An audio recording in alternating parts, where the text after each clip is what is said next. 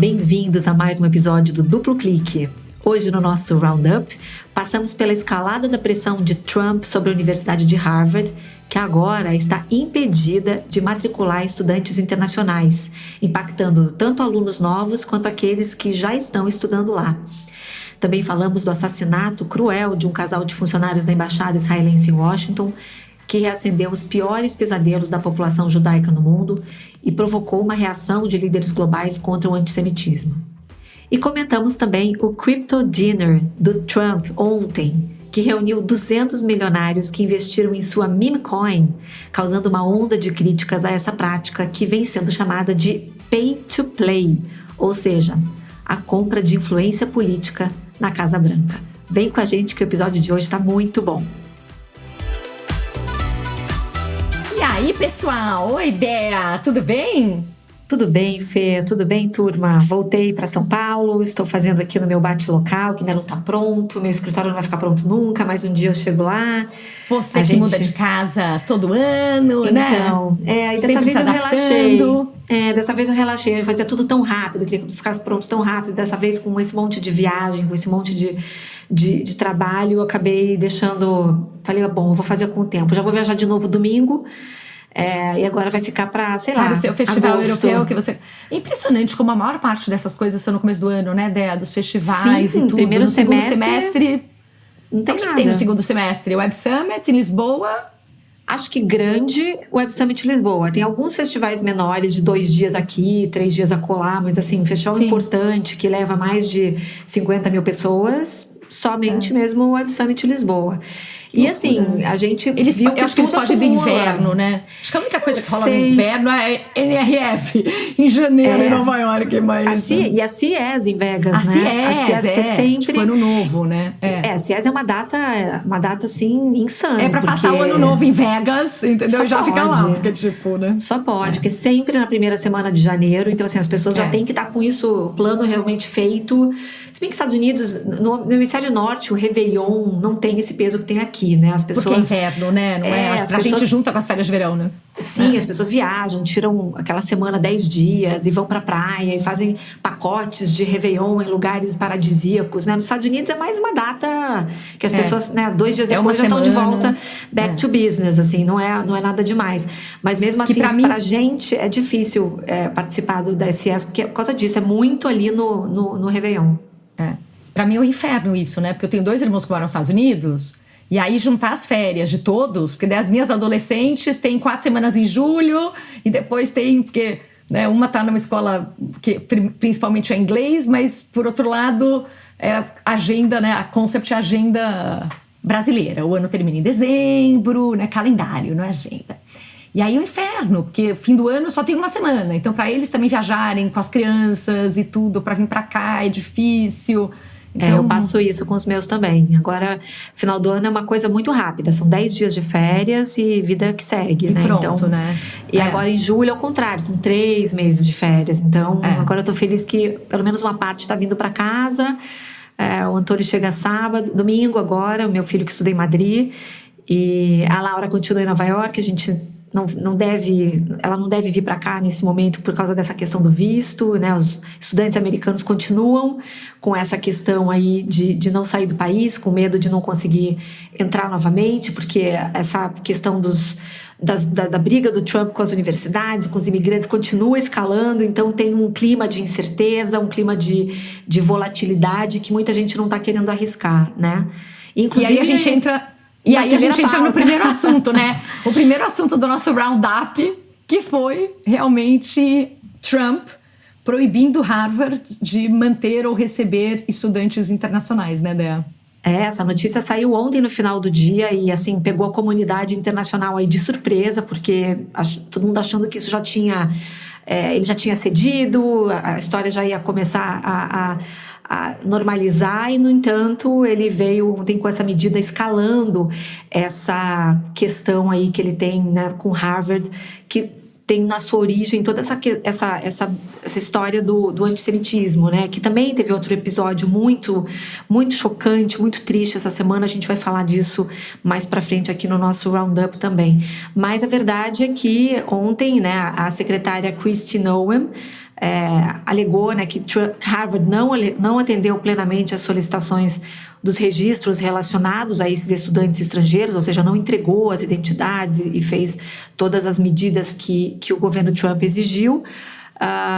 E com isso acabou revogando a licença de Harvard para receber uma comunidade internacional que é enorme, né? E não só novos estudantes estão proibidos de se matricular em Harvard por enquanto, como alunos estrangeiros que já estudam em Harvard terão que transferir sua universidade para outro lugar. Eu acho que isso não vai durar, eu acho que ele vai mais uma vez voltar atrás, né, como todas as medidas extremas que ele vem tomando, né, ele solta, né, essa bomba, aí ele vê a reação das pessoas e acaba voltando atrás, mas isso sem dúvida nenhuma gera, né, um clima realmente de insegurança muito grande nos estudantes, na universidade, nas famílias.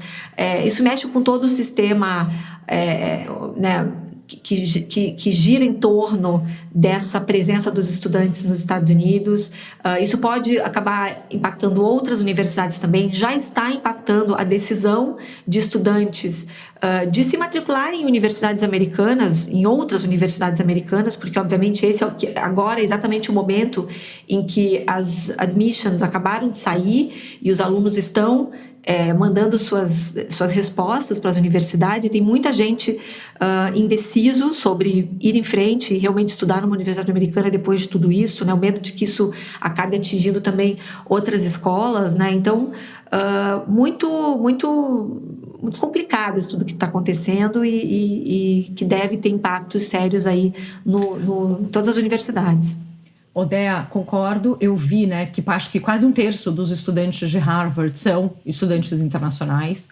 Eu acho que isso também é uma forma não só de gerar uma estabilidade e um estresse para a universidade, também é uma pressão financeira, né? Eles estão tirando todos os apoios e os estudantes internacionais são os estudantes que pagam mais caro, porque pagam o valor completo e pagam tudo. Então, acho que tem uma importância. Exato.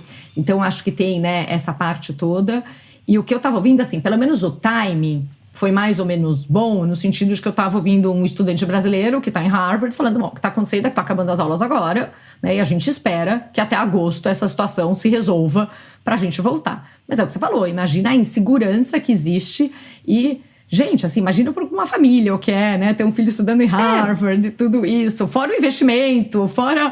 E, de repente, aquela coisa, cara, o que eu faço? Transfiro ou não transfiro? Espero, né? Eu acho que eu esperaria, porque eu não iria abrir mão de Harvard por causa disso. Mas daí você não sabe o que vai acontecer em agosto. Daí você tem que ter uma outra faculdade. Então, tem um monte de coisa aí que gera um estresse, né?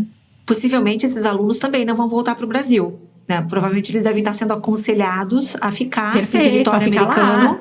Sem sair, porque se saírem podem não conseguir voltar, porque eles ficam com o visto, eles perdem o visto de estudante, alguns não têm visto de turista válido, então não poderiam nem entrar de volta nos Estados Unidos, porque isso acontece quando os estudantes vão para lá, às vezes o visto vence e eles estão numa outra modalidade de visto e nem tem mais o visto de turista válido. Sim. Então, certamente terão que ficar lá, o que impacta em outro custo, porque a hospedagem desses alunos, por exemplo, quando estudam fora, ela é muito atrelada ao período escolar. Então, nas férias, por exemplo, muitos desses alunos vão ter que arrumar um lugar para ficar. Não tem nem onde ficar, né? Tipo, ou faz a mala então, e vem pro Brasil, ou tem que achar um outro lugar. E eu imagino esses alunos que acabaram de ser admitidos, né? Porque saíram agora no final, agora em abril, os admissions, né? Você ser admitido em Harvard, não saber se você vai poder ir para a faculdade, começar, né? Então, assim, é uma loucura. E aí, tudo isso, né, acontecendo, eu acho que vai ter mais um processo, com certeza, disso, né? Harvard já está processando o governo federal, escolheu advogados republicanos / mais conservadores no outro processo, até para falar que isso não é uma coisa de uma briga entre progressista, conservador, direita, esquerda e qualquer coisa. Isto é uma briga pela independência, né, das universidades e de toda a parte acadêmica dos Estados Unidos. E tudo isso começou, parte dos argumentos eram porque Harvard não estava tomando as medidas necessárias para proteger, né, os judeus nas manifestações que estavam acontecendo, e que daí começa a se misturar muito o que é uma manifestação pró-Palestina e pró-paz e antissemita. E aí a gente vai para o segundo tema do nosso roundup, né? Assim, também aconteceu, acho que quarta-feira à noite, um episódio super triste, né? Em que um americano atirou em 2 judeus, acho que nesse caso a gente pode, né? 2 jovens, né? Mas acho que a gente pode falar que são judeus, porque eu acho que eles foram vítimas por serem judeus.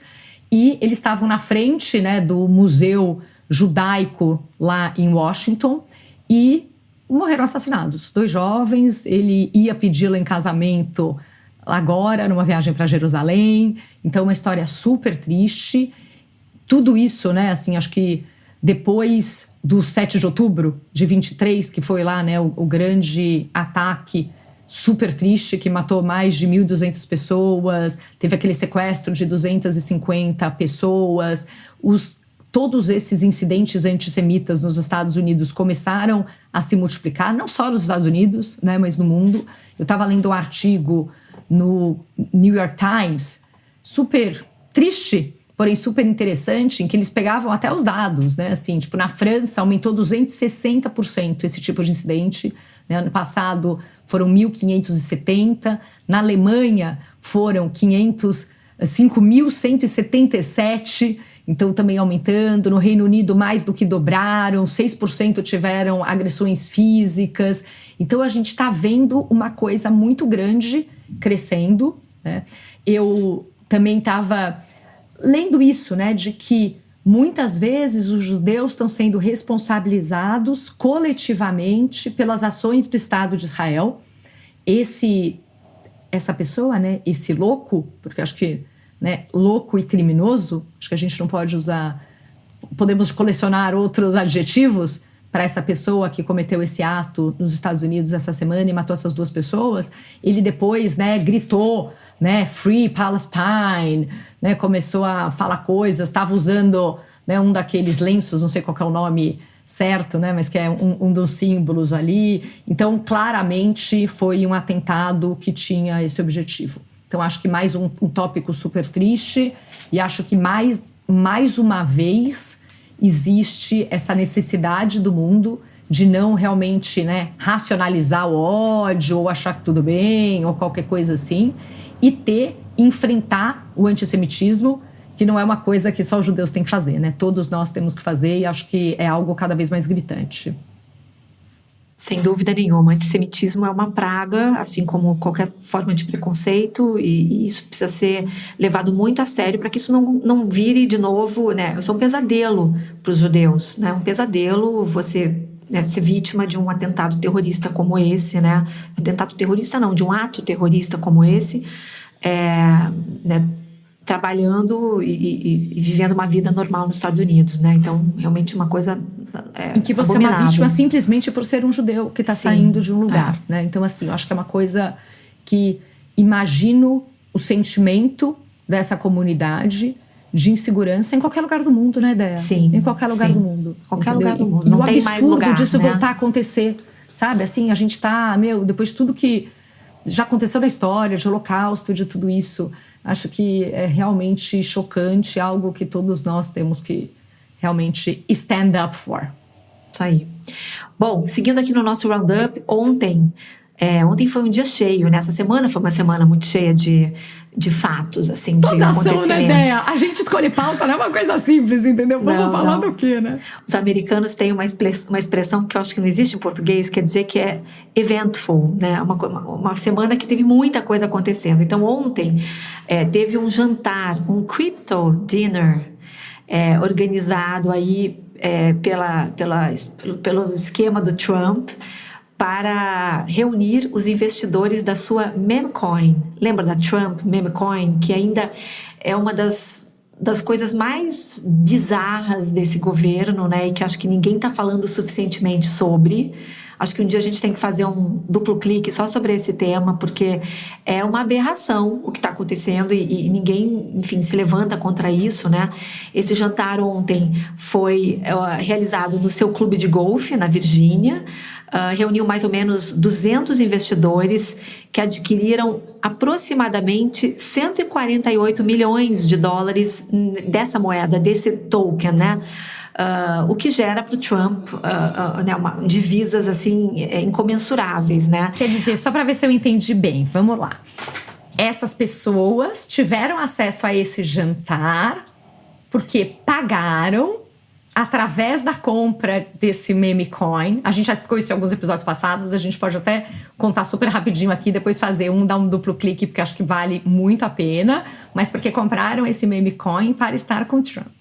E este dinheiro não é um dinheiro que está indo para uma fundação, não é um dinheiro assim, os caras fizeram uma doação para acabar com a fome na África e daí tiveram um jantar de gala com o presidente, nem nada disso. Esse dinheiro está indo diretamente para o bolso da família Trump. Perfeito, você entendeu muito bem, parabéns! Muito obrigada, gata. Só pra gente deixar claro, né? Porque começa esse negócio cripto, meme coin, é uma forma também de distração dela. Porque daí as pessoas não entendem muito bem o que tá rolando, mas o que é, mas é pra quem, e não entendem. Tipo, perfeito. Hashtag corrupção. É isso. O nome disso é pay to play. Né? Ou seja, as pessoas compraram essa moeda. Gente, eu adoro a língua inglesa, porque eles vão inventando os termos e eu acho que são muito bons. Muito bom, Pay to play é ótimo. Pay to play é um jeito de você ter acesso à Casa Branca, né? Você compra o seu acesso à Casa Branca. Isso nunca aconteceu, né? Pelo menos não de forma tão explícita como essa. Isso nunca tinha chegado nesse ponto. E assim, isso está despertando assim uma discussão importante entre os democratas, né? Sobre, principalmente a Elizabeth Warren, por exemplo, a senadora Elizabeth Warren falando, né, tentando trazer esse assunto à tona, falando que isso tem né, isso deveria ter legislação, isso deveria ser proibido, né, que autoridades eleitas promovam ativos digitais com fins lucrativos, né? Tudo que o Trump está fazendo hoje é pró-cripto, né? Ele, a família dele, um dos filhos dele tem negócios com cripto, então ele está fazendo com que essa modalidade que foi tão controversa, digamos assim, em administrações anteriores, avance muito rápido, porque ele tem interesses pessoais nisso, né? A família dele tem interesses pessoais nisso. Então, acho que esse foi um ponto importante para a gente falar dessa semana. Isso continua andando assim muito rápido e isso acabou gerando muitas discussões entre enfim, na mídia também, e teve muitos protestos, né? Pessoas foram lá para frente desse clube de golfe com cartazes tipo Stop Crypto Corruption, né? Gritando shame, shame, que é vergonha, né? Alguns políticos, como Jeff Merkley, que é um democrata, classificou o evento como o Everest da corrupção, né? E a Casa Branca nega envolvimento oficial, afirmou que Trump não está lucrando com a presidência, que eles conseguiram esconder esse dinheiro, né? Todo esse dinheiro que veio com a venda dos meme coins está num trust. Então, assim, legalmente ele conseguiu proteger esse dinheiro, né? Então, tá difícil de desmontar esse esquema. E só para fazer um parênteses rápido, né? O que é esse meme coin, galera? Existem várias modalidades, né, dentro de cripto. Uma delas é isso, que é esse meme coin, que basicamente qualquer pessoa pode pegar e pode lançar uma moeda. Eu e a Déia, a gente poderia lançar uma moeda digital do duplo clique, por exemplo, né? E o Trump e a Melinda fizeram isso,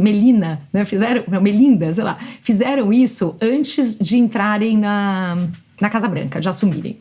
E aí, essa moeda tem várias formas deles ganharem dinheiro com isso, né? Uma forma é, você emite uma quantidade de moeda, as pessoas começam, você fica com uma parte, as pessoas começam a comprar, o preço dessa moeda sobe e você vende essa moeda, né, num ato de especulação, assim, e fora os valores que estão realmente, você está vendendo da tua moeda, eles estão comprando, né? Então o dinheiro está entrando diretamente para você. Então você pode ganhar ou o dinheiro direto de uma venda ou o dinheiro a partir do momento que isso valoriza, tá? Então tem algumas formas disso acontecer e é uma forma de transferir dinheiro para a família. E como esse mundo de cripto também não é muito regulamentado, você não sabe direito quem comprou, então tem um monte de coisas que acontecem aí que permitem que isso seja um ato de corrupção e gere muita coisa. É uma coisa que desde o começo a gente podia puxar no vídeo, né? Deve estar, sei lá, no duplo clique 4, 3, 2, qualquer coisa assim que a gente comenta isso e fala, cara, tem um lance aí de corrupção que pode acontecer e isso está realmente num crescendo, que eu falava no crescente, a minha mãe me corrigiu recentemente. Minha mãe fala português, a pessoa que fala português melhor que eu conheço na vida, né? Fez São Francisco. Eu falo, filhinha, é no crescendo. Então agora eu tô falando depois de 46 anos, 7, que acho que eu aprendi, foi esse ano. Aprendi a falar certo. Então tá realmente num crescendo, entendeu? Esse tema todo de corrupção. Muito bom. E acho que com isso a gente encerra o nosso Roundup. Foi difícil separar só 3 ou 4 pautas para o Roundup, teve muita coisa acontecendo, mas essa semana a gente quis dar um duplo clique, na verdade não em um, mas em 2 temas que se interligam, na verdade, que foi o Google I/O, que é a conferência anual em que o Google apresenta seus lançamentos para o ano, né? Todas as empresas de tecnologia, as Big Tech, fazem isso.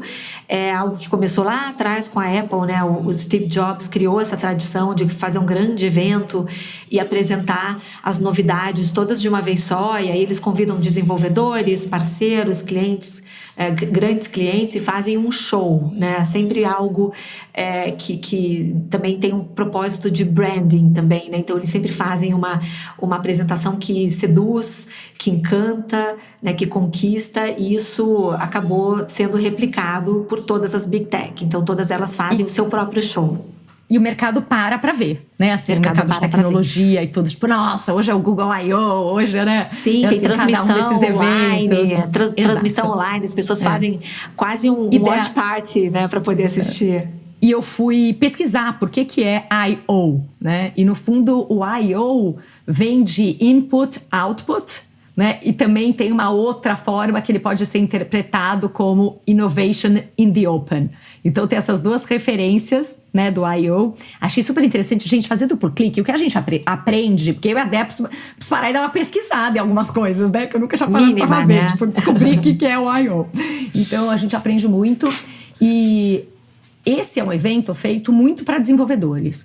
Então, acho que tem uma coisa que é super importante e interessante, que nem todo mundo necessariamente sabe, quem não está em tech, mas esses eventos, eles mostram não só coisas que eles estão disponibilizando no mercado agora, mas eles também mostram um pouco do que é o futuro, do que eles já têm em laboratório, do que eles estão fazendo. Então, parte das tecnologias são coisas que sim estão prontas, e eles falam, isso aqui tá, né? Available now, entendeu? Né? Tem um outro termo que se usa em tecnologia que é GA, né? Que é tipo General Availability, quer dizer, nessas coisas de nuvem, tudo que já está disponível para todo mundo. Tem coisas que eles falam, isso aqui está disponível só para os Estados Unidos nesse primeiro momento. E tem coisas realmente que é mais a visão, né? Tem partes até que eles falam, nossa, a gente vai fazer uma demo agora um pouco arriscada, né? Então teve uma parte que eles estão... Parte das tecnologias que eles lançaram, e daí eu e a Dé vamos comentar algumas aqui que chamaram a atenção, porque, gente, assim, é uma loucura. Imagina o tamanho do Google, a quantidade de divisões que eles têm, eles tentarem condensar em um evento tudo que eles estão fazendo. Então, assim, é insano a quantidade de coisas, é até super confuso. Tem várias coisas que produtos diferentes meio que fazem a mesma coisa, os nomes. Então, não é uma coisa simples. Então, a gente vai trazer algumas coisas que chamaram a atenção. Uma das coisas que eu vi bastante foi tradução, né? Eu falei até da demo, e foi uma delas que eles fizeram. Então, tecnologias para você, quando você está usando um Google Meet, por exemplo, tá ao vivo, né? Ou seja, ao vivo quer dizer em tempo real, ou quase real, com alguns segundos, né? Você ter... Eu, de repente, aqui falando português, a Dea tá ali falando... Não, vamos usar um outro idioma? Eu falando espanhol, a Dea falando francês, e isso sendo traduzido de um para o outro, né? Ou sendo traduzido para o inglês, para uma terceira pessoa. Então, imagina ter... E de repente ter com a sua própria voz, né? Com a voz da Fernanda falando num outro idioma em cima, como se fosse uma tradução simultânea. Então tinha bastante disso. Essa demo que eu falei, que eles falaram, essa daqui vai até ser arriscada, era uma usando o óculos inteligente, né? E fazendo essa tradução como colocando legenda. Então imagina que você está numa conversa real, uma pessoa na frente do outra, né? Através do meu óculos, eu ter uma partezinha aqui que é como se eu tivesse uma legenda do que uma pessoa está falando em tempo real. Que loucura. Né? Então, assim, cara, isso é amazing, né? Isso é incrível e assim, vai eliminar muitas barreiras no mundo, né, de negócios, de turismo, de tantas coisas. Mas eu vou fazer um comentário assim que eu não consigo deixar de pensar, né, como vai disruptar todo o aprendizado de idiomas, né, porque muita gente vai desistir Coitado de aprender do um idioma. Exato. E no fundo, como é bacana você aprender um idioma, como aprender um novo idioma ativa partes do seu cérebro de raciocínio, de lógica, de memória, de coisas que você simplesmente vai deixar de fazer. Será que a gente vai parar de fazer, assim como a gente parou de fazer conta, né, quando surgiu a calculadora e a gente consegue automatizar isso? Será que idioma vai ser isso? Você nunca mais vai aprender, você vai conseguir falar quando você viaja para qualquer lugar. Já existem, né, hoje recursos, tem muita gente que, sei lá, viaja com o celular e usa aquelas ferramentas, o próprio Google tem isso, né? Você fala, ele grava, apresenta, né, mostra uma legenda, você mostra para outra pessoa e você consegue se comunicar sem saber falar uma palavra daquela língua quando você viaja para um lugar tipo Japão, sei lá, China, você consegue usar isso. Mas agora, com essa possibilidade disso estar no seu óculos, né? E acho que essa parte dos óculos, não sei se você vai falar um pouquinho, Fê, mas eu acho essa parte dos óculos realmente algo que foi muito chocante, assim, muito impressionante nessa conferência também, porque mostra a internet indo para um outro caminho, né? A internet das coisas evoluindo para algo que já existe, mas nunca decolou, né, o suficiente para se tornar uma nova... Acho que vamos deixar o óculos para o final, porque ele já vai ser um bom gancho para a gente falar do Jony Ive.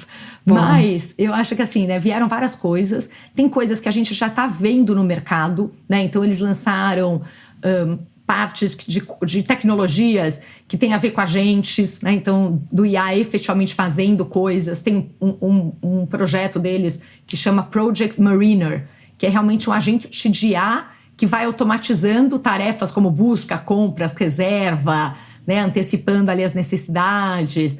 Imagina você ter, né, um agente que você pode ver navegando no teu Google Chrome, né, na sua internet, interagindo. Teve uma demo de um cara que estava, né, um vídeo, acho que de visão, né, assim, do que eles querem ter. Acho que isso não é uma coisa que já está nesse nível, mas um cara que está consertando uma bicicleta e falando com o agente dele no celular, né, e falando, puxa, eu preciso de uma ferramenta tal. Você pode ligar numa loja aqui perto para ver se tem? Claro, já vou ligar, né? E ela mesma, não é que ela liga e ele fala... Né? Daí ele vira um minuto depois e fala, aí, deu certo? Saí do telefone agora, eu achei na loja tal coisa, desse jeito, né? Então, vai interagindo de uma forma muito mais natural com essas tecnologias, e essas tecnologias efetivamente fazendo coisas, que é uma coisa que a gente já tem falado já com vocês. Tem tecnologias de, assim, né? Tem um que chama Google Beam, que é como você faz chamadas de vídeo em 3D. Então, imagina que você tem, né, uma tela que tem câmeras de vários lados e consegue projetar desse jeito a pessoa com mais nuances e coisas para você conversar e ter... trazendo, acho que, bastante inteligência artificial para ferramentas que a gente usa no dia a dia. E isso é uma coisa que, acho que eu já comentei um pouco no passado, do quanto o Google tem a maior parte do tempo que a gente tem nessas ferramentas todas. Existe o dilema do inovador, né? O innovator dilemma, que é o quanto, a gente já falou disso no passado, o quanto que uma empresa vai disruptar seu próprio negócio, né? Então, parte do que existe é essa ansiedade de como o Google vai começar a trazer as respostas de cara ali quando você faz uma pesquisa no Google, ao invés de simplesmente trazer links que você clica e vai. Por outro lado, a parte de receita que vem de links é brutal ainda no Google. Então, isso é uma coisa. Quem aqui usa o Google, acho que todos nós, vocês viram que já tem uma parte de inteligência que traz um resumo em cima. Então, essa experiência já está mudando para os usuários, né? Eles estão associando isso depois aos links para você se aprofundar e tudo. Esse processo continua, mas parte do que eles estão, acho que agora fazendo mais e melhor, que era uma grande oportunidade, é trazer inteligência artificial para as ferramentas que a gente usa no dia a dia. Então, uma das coisas que eles estão trazendo é, imagina que você está escrevendo um e-mail, né? Você está lá no Gmail, você está escrevendo um e-mail. E ele já te sugerir respostas, não simplesmente respostas básicas, mas respostas conhecendo todos os e-mails, a forma que você escreve, as palavras que você usa, o tom, né? Como que é o jeito que a Fernanda ou que a Andrea escrevem. Então, trazendo essa inteligência de, aspas, alguém que te conhece. Então, acho que tem coisas bem interessantes aí. O que te chamou a atenção, Bea? Ai, Ou já Fê, vamos pro óculos? Pra mim foi o óculos. De tudo que eu vi, eu fiquei muito chocada com o óculos.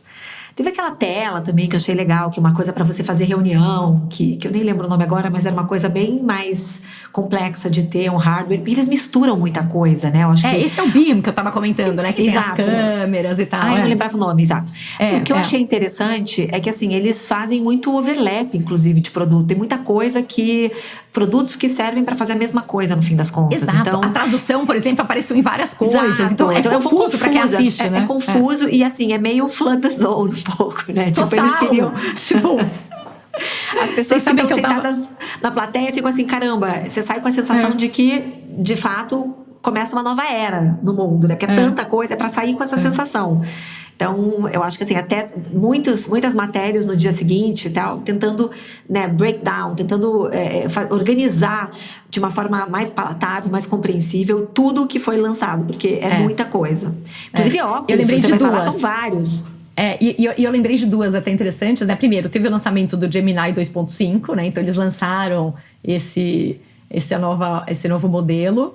Eles têm agora essa parte de Deep Think, né? Que é algo que já tem em outras ferramentas. Nos outros, isso. Nos outros. Eles também agora têm duas modalidades de assinatura, uma de $20 por mês e outra de $250 por mês. Então acho que eles estão indo nessa mesma, né? Assim como a OpenAI. Então acho que eles estão indo nessa mesma direção. E o Notebook LM, que isso depois dessa, você sabe que a gente devia fazer um duplo clique? Quem gostar dessa ideia, escreve pra gente no Instagram, mas a gente devia fazer um duplo clique de que ferramentas de a gente usa para preparar o duplo clique, que é algo interessante, né? Assim, eu uso ferramentas diferentes. Eu fico a semana inteira lendo matérias, assistindo vídeos. Aí tem um dia que eu sento e falo, meu Deus, fazer a pauta, né? Aí eu pego o vídeo, entendeu? Geralmente, o que eu mais uso é o Notebook LM, quando eu vejo coisa no YouTube, por exemplo, que eu acho que é o melhor, que você já coloca lá o link, ele já traz toda a transcrição e um monte de coisa. Então, Notebook LM é uma ferramenta legal. E agora, o Notebook LM ficou famoso porque era aquele que você conseguia pôr um PDF e ele fazia um podcast, que era uma conversa de duas pessoas. Agora ele vai poder fazer vídeos, né? Então, não sei quando entra no ar, mas isso vai ser uma coisa interessante. E eles falam que é um vídeo como se fosse estilo TED Talk. Entendeu? Então imagina você subir um PDF, uma coisa chata que você precisa estudar e virar um vídeo, né? Sabe que eu fiz isso com o Notebook LM, quando a gente começou, quando ele lançou, era só em inglês, né? Então a gente pegou uma newsletter da Oxygen, uma newsletter que a gente manda semanal, né? Com, sei lá, 15 pautas. E a gente mandou, coloquei no Notebook LLM, e aí é um cara e uma mulher que aparecem e começam a discutir. É muito bem feito. É muito bem feito. Só que assim, ainda era inglês só na época, acho que agora já tem português, se não me engano. Sim, né? Sim. E assim, é um jeito de você, é uma nova forma de você aprender algo, né? Porque as pessoas têm hoje formatos diferentes. O que mais funciona pra você, né? Pra mim, eu prefiro ler. Eu prefiro ouvir. Então, acho que é esse o pulo do gato, né? Da personalização. E aí, eu acho que ficamos com 3 duplo cliques pendentes aqui, né? Um de meme coin, né? E cripto.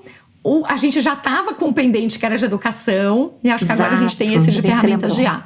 E acho que essas coisas todas se misturam. E uma conversa interessante é, por um lado, quando você tem tecnologias que permitem tradução simultânea de N idiomas, né? Ou você tem essas coisas que é o que você estava falando.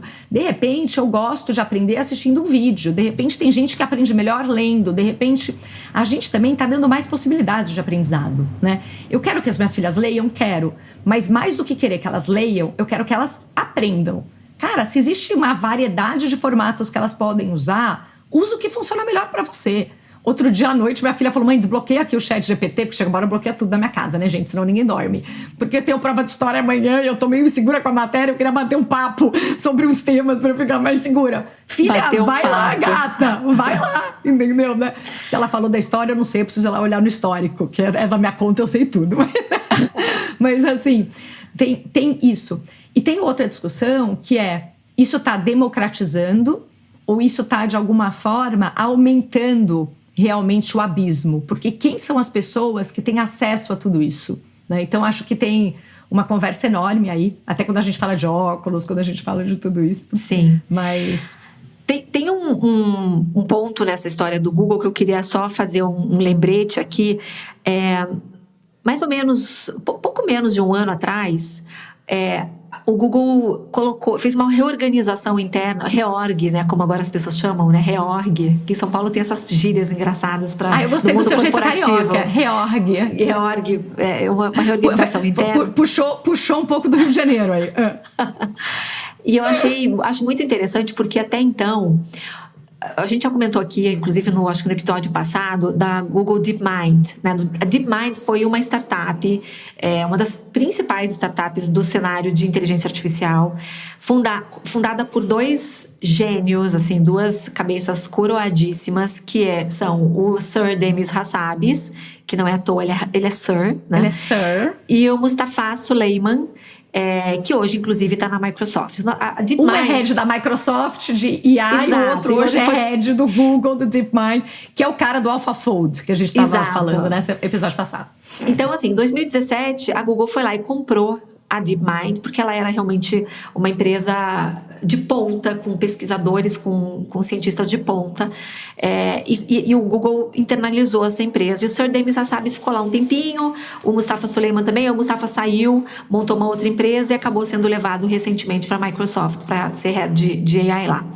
O Demis Hassabis ficou dentro de uma célula do Google por um tempo, quase que de uma forma meio hermética ali dentro, com a equipe de pesquisa dele, desenvolvendo a DeepMind, enquanto que existia uma outra estrutura de inteligência artificial dentro do Google.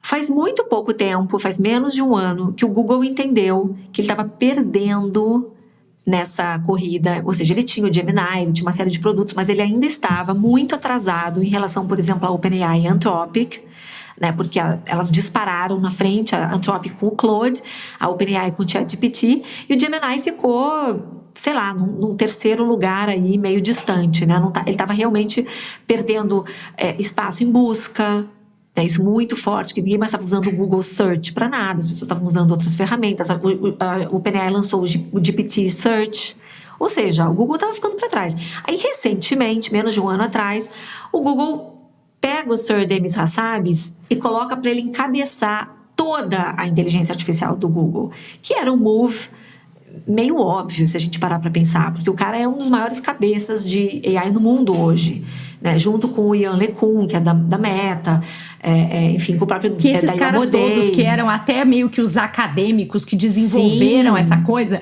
e que a gente discutiu, né? Eles foram para grandes empresas em parte pela grana, óbvio, em parte porque eles precisavam de poder computacional para continuar fazendo o que eles queriam, né? Eles só iam ter isso nas Big Techs. Então hoje cada um é head de uma grande Big Tech aí. Exato, né? Sobraram poucos na academia desses grandes nomes que já estão trabalhando nisso há muito tempo.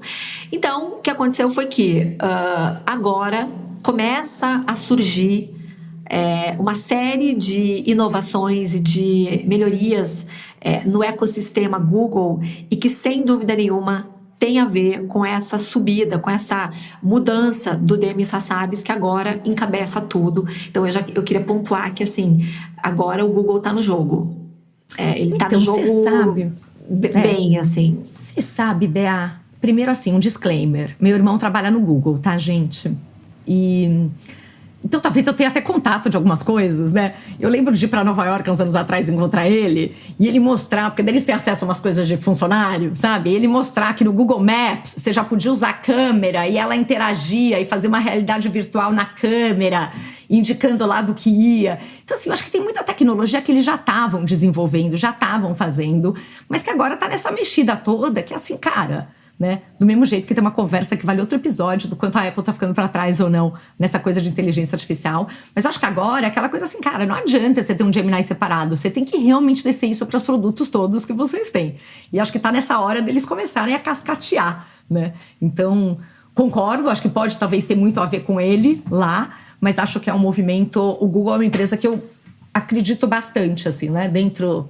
do limite do possível em relação à ética das Big Techs, mas acho que é uma empresa super séria e uma empresa que tem uma consistência muito grande, né? Não, então, sem dúvida, sem dúvida. E aí, quando a gente vai pro óculos, só pra gente evoluir aqui na pauta, né, Dea, o que são esses óculos? A gente já tá vendo alguns, né? A Meta lançou um óculos que tá tendo muito sucesso agora.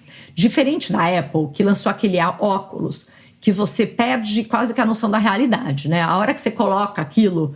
você meio que saiu da onde você estava e se quase teletransportou para um outro lugar. Ele te tira a tua percepção de realidade.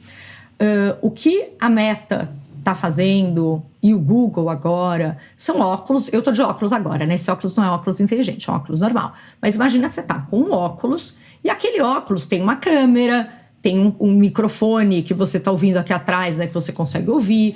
E tem, junto com a lente, uma tecnologia que ele pode colocar coisas na sua visão que estão integradas com a realidade, não estão te tirando. Por isso que a gente fala de realidade aumentada. É quando isso acontece. Então imagina que é a mesma coisa de eu estar com a câmera do celular, vendo o que eu estou vendo com os meus olhos, e junto com a imagem real do que eu estou vendo, eu tenho coisas interativas. Uma legenda de algo que está acontecendo, uma informação de que eu devo virar à direita ou à esquerda, né? E muito dessa tecnologia está vindo junto com essas interações de interações ao vivo que você consegue ter com a câmera. Então a gente viu alguns vídeos, né, acho que talvez 1 ano atrás, teve um vídeo que fez bastante sucesso da OpenAI, que era um rapaz cego, andando na rua, né, com uma câmera, e ele falava, posso atravessar a rua? Não, o farol tá fechado. Posso agora? Ah não, vira à direita, né, ele vai fazer compra. Não, você quer laranja? Vai em frente, pare, está na sua frente, em tal altura. E como que você começa a ter essa interação? E uma das demos do Google até é uma interação em que ela até vai testando, né? Vira e fala assim, quem é essa pessoa que está me seguindo? Não tem ninguém te seguindo, essa é a sua sombra, né? E até tentando meio enganar a tecnologia com coisas. Então, acho que tem muita coisa vindo agora que vai moldar a forma que a gente vai interagir com tecnologia no futuro. E aí, eu te deixo esse gancho, Déa. Então, acho que tem uma coisa engraçada dessa data, né? Que o Google I.O. foi feito num dia, foi realizado em um dia, e teoricamente o dia seguinte era para ter sido assim o dia do Google, né? O dia para o Google continuar sendo comentado, repercutindo as mudanças e tudo mais, os lançamentos. Só que ele não esperava, né, que o Sam Altman desse um belíssimo golpe no Google, né? Ou seja, no dia seguinte do Google I.O., surgiu uma nova notícia bombástica para o meio da tecnologia que a OpenAI estava comprando uma empresa chamada I.O., ou seja, o mesmo nome do evento do Google da véspera, né? Que é uma empresa, uma startup que tem 1 ano de vida e nenhum produto, por 6 bilhões e meio, né? Então essa notícia acabou, de uma certa forma, ofuscando a repercussão que o Google esperava ter com o seu Summit, né? Acabou que essa notícia foi realmente muito, muito impactante para o setor, porque o Sam Altman é um cara muito midiático, ele sabe operar as redes sociais, ele sabe operar a mídia, e essa parceria, essa aquisição, que a gente na verdade pode chamar quase de um equi-hire, né? Que é um termo que se usa quando você quer contratar, quando você quer comprar uma empresa por causa dos seus talentos, né? Então, na verdade, o grande ativo da I.O., dessa empresa, é o Jony Ive, que é o seu fundador e que é apenas o designer que está por trás de todas as ferramentas da Apple que a gente usa hoje, ou seja, desde o iPhone, passando pelos iPads, pelos Macs. Então, o Jony Ive pelo sistema operacional do iOS, né? Então, também. Esse sistema operacional de que você tem essas caixinhas e que é intuitivo e tudo, é obra dele. Então, ele era, assim, o braço direito e esquerdo do Steve Jobs, né? Então, acho que se fala muito do Steve Jobs e pouco do Jony Ive quando a gente celebra todo esse legado da Apple, né? E o quanto a Apple transformou a nossa relação de consumidores, né, com a tecnologia. Sem dúvida, o iPhone foi um marco, ele é considerado um marco na maneira como a gente interage com tecnologia, e o Jony Ive é simplesmente esse cara, né? Então, essa parceria pegou o mercado de surpresa, ninguém imaginava, realmente é uma união a realeza do Vale do Silício, né? Duas figuras muito emblemáticas, muito icônicas, né? O Johnny Ive, um cara muito mais velho, britânico, e o Sam Altman, essa força, né? Que não vê limites e que consegue enxergar o futuro aí como poucos, né?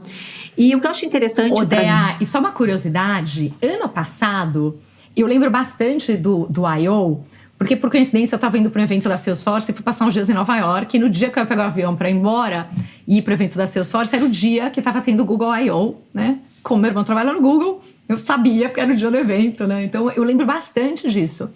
E 1 ou 2 dias antes, acho que um dia antes, foi o dia que a OpenAI anunciou pela primeira vez e mostrou os vídeos, tudo daquela interação por voz, que era super humana. Então, assim... Esse lance de hijack um do outro, né? Ou até um pouco de preempt, porque daí você solta uma coisa tão bombástica no mercado que você tira um pouco o foco. E essa competição toda já acontece, né? Assim, não é faz uma parte novidade. do jogo, né? Faz parte do sim, jogo. É intencional, sim. Sabe, assim, não é coincidência, faz parte do jogo, né? Então tem essa disputa pela atenção.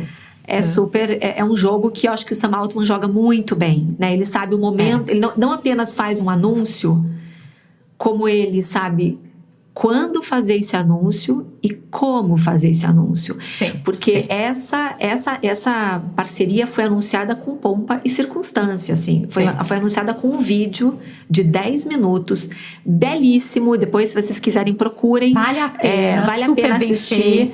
Isso parece assim que eles chamaram o Scorsese para fazer o vídeo de anúncio dessa parceria, mostrando os dois numa conversa informal e explicando o que eles pretendem até contando, fazer. Porque tem gente que não vai ver o vídeo, mas o vídeo assim, né? O Sam Altman tá andando em São Francisco, o Johnny Ive também, e vai contando, né, a história com os letreiros e tudo, os dois andando, e os dois se encontram num café, né? E daí põe o café e tal, e começa uma conversa entre os dois.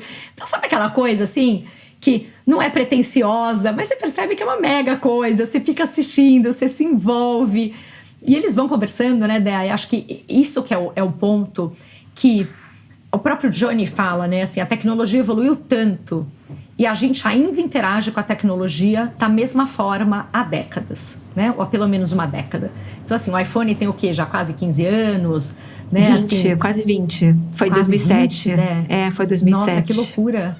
A gente é jovem faz tempo ainda, que coisa doida, entendeu?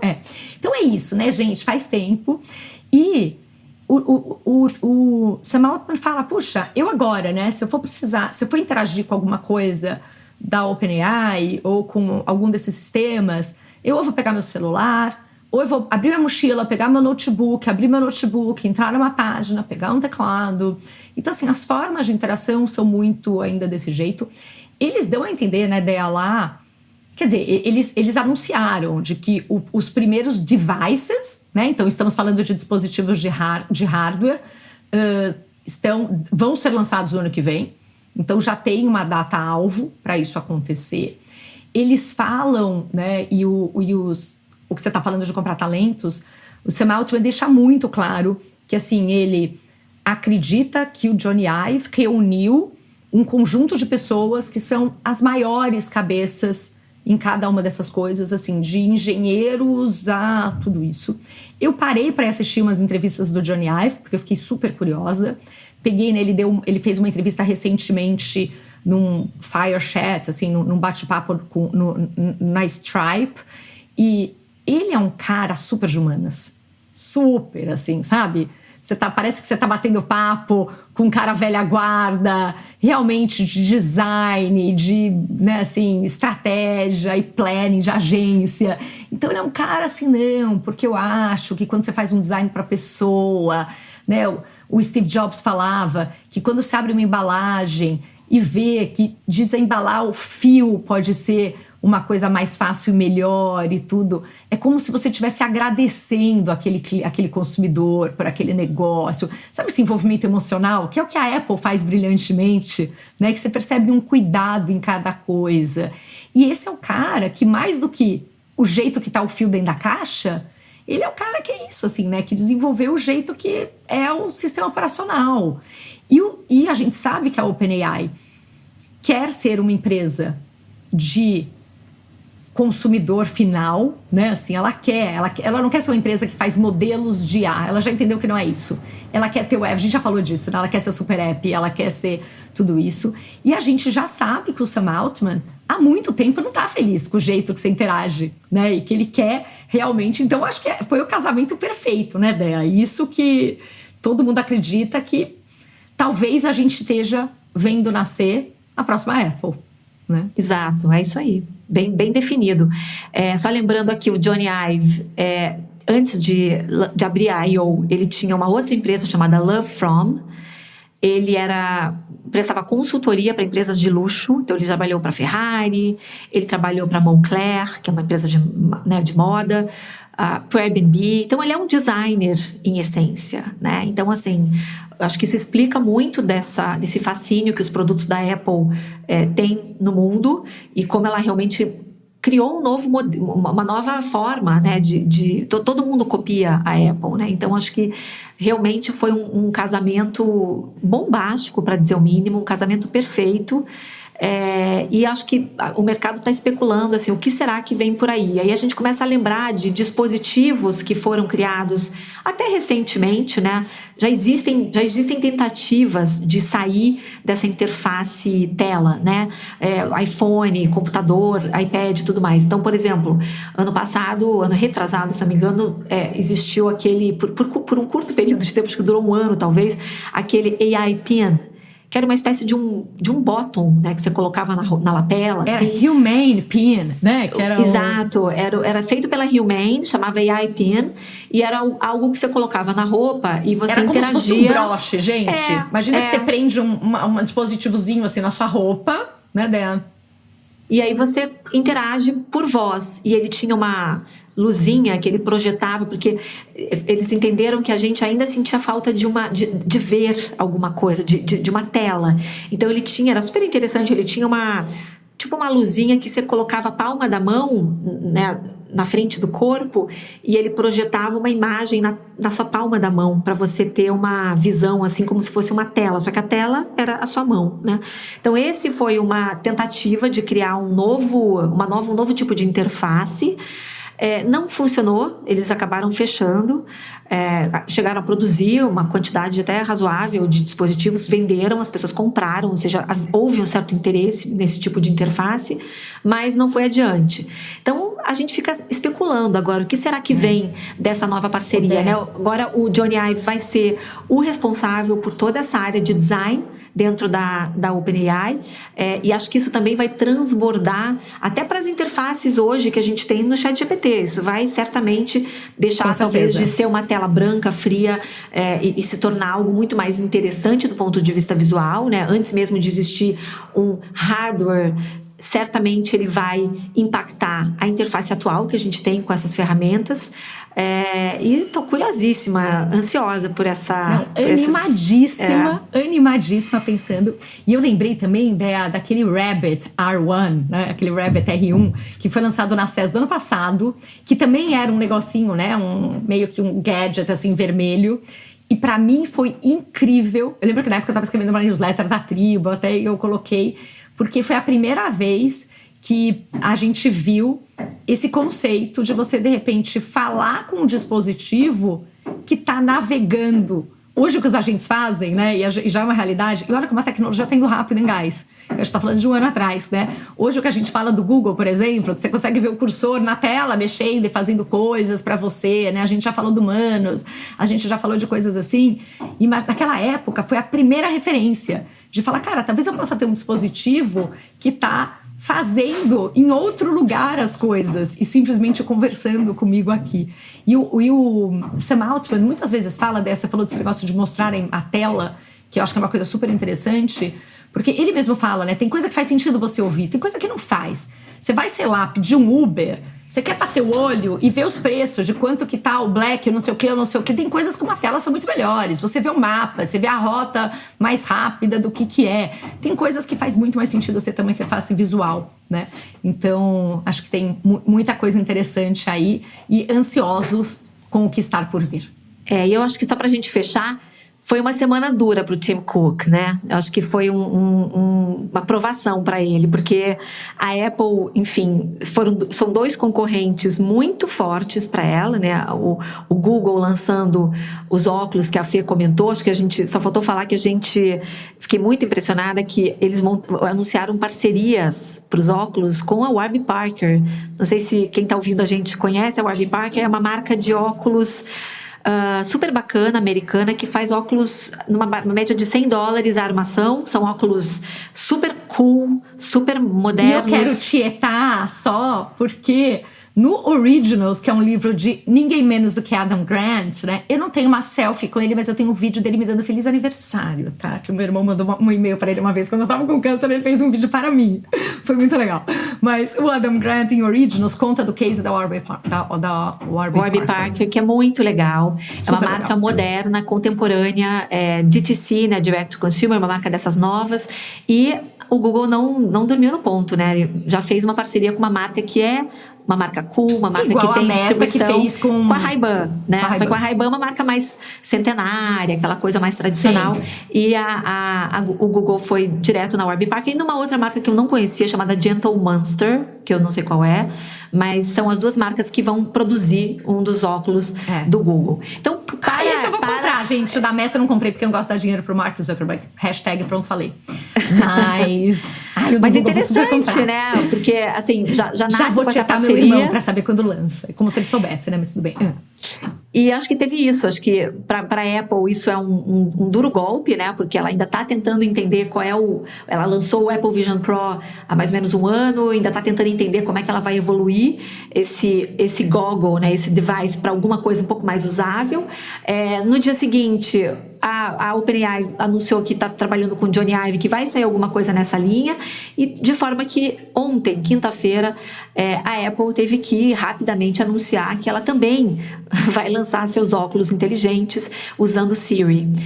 Então, a gente vai ver assim, isso acelerar muito. Então, daqui a pouquinho a gente vai começar a interagir com esses óculos, que realmente tem que dar aqui, botar uma azeitona na empadinha do Mark Zuckerberg. Foi ele o primeiro a pisar, né? Acho que a Snap fez isso antes, depois acho que teve um óculos da Snap, né, do Snapchat, depois veio o Zuckerberg com óculos junto com da Meta. Com essa coisa da Meta. E vamos ter muitos por aí. Você não vai conseguir usar esse seu novo fone todo lindo, bem, porque você vai estar aqui com a haste do óculos. E aí eu quero ver. Não, mas aí a gente não precisa, porque eles vão ter um alto-falantezinho na haste e tudo vai funcionar ali. A gente nem vai precisar mais. A gente vai começar, enfim, a entrar uma nova era aí. Vai ser muito, muito divertido. Gente, super obrigada por ficar com a gente em mais um Duplo Clique. E até a semana que vem, né, Dea? Até mais, gente. Vou estar viajando, mas a gente vai dar um jeito. Vai dar um jeito, Deinha. Um beijo, meus tchau, amores. Tchau, tchau.